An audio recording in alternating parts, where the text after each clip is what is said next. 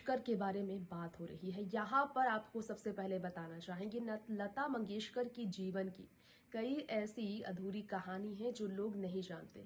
लता ने जीवन में कितने संघर्ष किए, आज उनके संघर्ष के दिन फिर लोगों को याद आ रहे हैं, क्योंकि वाकई में लता मंगेशकर की सेहत में सुधार न आने से लोग काफी चिंतित हैं। नमस्कार, आप देख रहे हैं नेक्स्ट 9 न्यूज। मैं हूं आप सबकी होस्ट तृप्ति, लेकर आई हूं इस वक्त एक बार फिर से ये बड़ी खबर। इस खबर के साथ आपको बताना चाहूंगी कि लता मंगेशकर हॉस्पिटल से डिस्चार्ज नेक्स्ट वीक जरूर हो सकती हैं, क्योंकि अगर लगातार सुधार होगा तो उन्हें ऑक्सीजन सपोर्ट से सीधा नॉर्मल वार्ड पर लाया जाएगा। लेकिन जब तक वो नॉर्मल वार्ड पे नहीं आती हैं तब तक उनकी जिंदगी को खतरा है, और ये डॉक्टर का कहना है। फिलहाल दोस्तों, आइए हम जानते हैं लता की जिंदगी का कुछ ये राज जो कि बहुत कम ही लोगों को मालूम है। देखिए ये स्पेशल रिपोर्ट। देखा जाए तो इस वक्त लता मंगेशकर की सेहत को लेकर लोगों की चिंता वाकई में काफ़ी बढ़ गई है, क्योंकि दिन गुजर रहे हैं जैसे तैसे और उनकी सेहत में पूरी तरह से सुधार अभी भी नहीं हो पाया है। ऐसे में लता के बारे में कुछ बातें आज हम आपको बताएंगे जिन्हें माँ सरस्वती का दर्जा लोग देते हैं। एक ऑटो चलाने वाले ने तो मुंबई में लता मंगेशकर के नाम अपने ऑटो पर पूरी तरह से तस्वीरें, पोस्टर।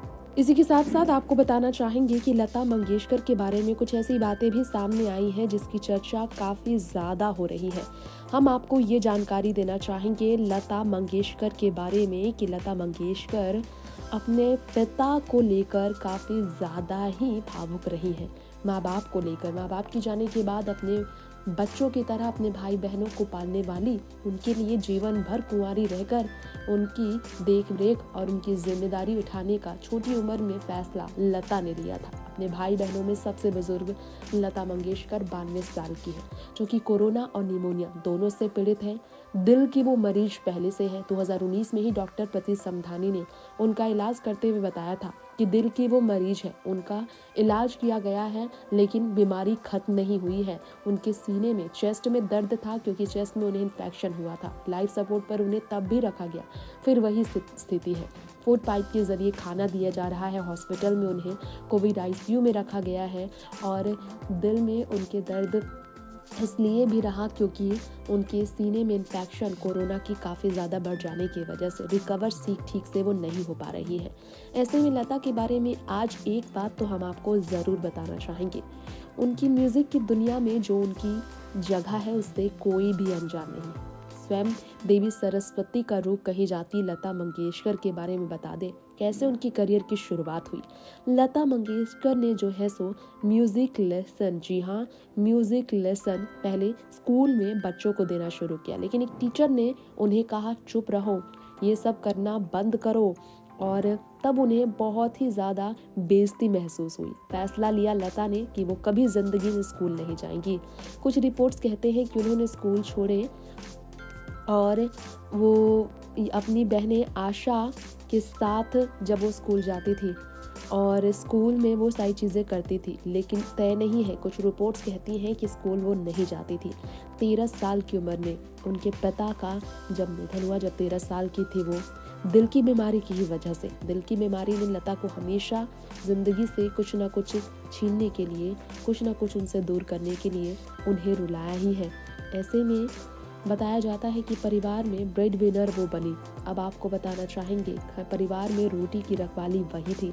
स्ट्रगल करना शुरू किया उन्होंने। 40 का वो दशक, आज़ादी से पहले का वो दौर, रिकॉर्ड किया उन्होंने मराठी फिल्म किती हासाल का उस समय मूवी का गाना। उस समय वो भी साल 1942 में, आज़ादी से भी पहले। उसके बाद फिल्मों में वो आने लगी, अपनी गायकी को लेकर आने लगी। ऐसे उन्होंने अपनी ज़िंदगी में सफलता हासिल की है। कुछ लोगों ने उनके खाने में जहर मिलाया था, मेडिकल इन्वेस्टिगेशन कहती है। डॉक्टर के बारे में बताया जाता है, डॉक्टर ने कहा था साल 1962 में वो काफ़ी बीमार इसलिए भी पड़ गई थी क्योंकि उन्हें स्लो पॉइजन दिया जा रहा था। उनकी ज़िंदगी के लिए उन्हें 3 दिन तक ज़िंदगी और मौत से लड़ना पड़ा था, और फिजिकली वो तब से ही कमज़ोर पड़ गई थी। महीनों वो बिस्तर पर ही रही थी, 3 महीने तक बिस्तर पर ही वो रही थी। जी हाँ, ये भी बताया जाता है कि कुक जो है अचानक से उनके घर से गायब हो गया था, इसलिए लोगों को शक हुआ कि कुक ने ही ऐसा कुछ किया हो। खैर, आपको यहाँ बताना चाहेंगे लिरिसिस्ट मजरूह सुल्तानपुरी उस वक्त लता मंगेशकर से हमेशा मिलने जाते, उनका खाना चखते, तभी वो उन्हें खाना देने के लिए तैयार होते थे। जवाहरलाल नेहरू भारत देश के पूर्व प्रधानमंत्री रो पड़े थे लता मंगेशकर की आवाज़ को सुनकर। क्या आपको मालूम है, लता ऐसे रुला देती थी लोगों को। पेट्रोटिक गाना आपको याद हो तो ऐ मेरे वतन की लोगों, इस गाने से लता ऐसे लोगों को रुलाया करती थी कि लोगों की आंखों में आंसू ही आंसू होते थे। शायद आपको मालूम ना हो, उन्होंने राज कपूर के साथ काफ़ी मुश्किलें सही थी।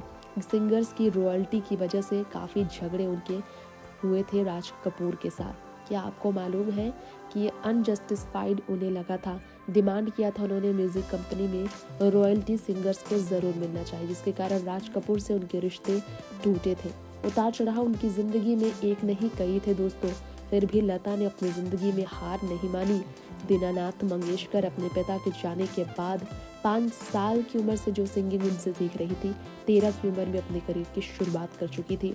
उस दौर से देखिए ज़रा, आज अगर 92 साल की है लता मंगेशकर, तो 80 साल हो गए हैं लता मंगेशकर को सिंगिंग की दुनिया में गाना गाते हुए, लेकिन वो कभी थकती नहीं। अगर उनको स्लो पॉइजन नहीं दिया जाता तो वो और भी शानदार कर सकती थी, लेकिन 3 महीने उन्हें बिस्तर पर रहना पड़ा था स्लो पॉइजन की वजह से। इतना दर्द लता मंगेशकर को मिला, लेकिन लता ने ऊह तक नहीं किया। लता ने किसी पर कोई इल्ज़ाम गलत नहीं लगाया। लता ने अपने आप को मजबूत बनाकर रखा, लता ने अपने आप को समझाया।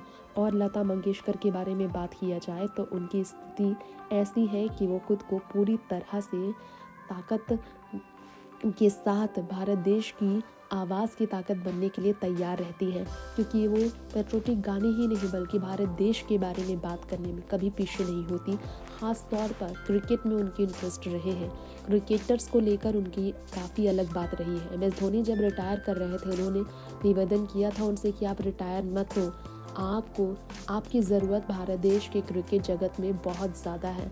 लता मंगेशकर जो है दिलीप साहब को अपना मुंह बोला भाई मानती थी। दिलीप साहब के जाने के बाद बीते साल लता मंगेशकर अंदर से टूट गई थी। लता की हालत ऐसी थी कि वो कुछ कहने लायक नहीं थी।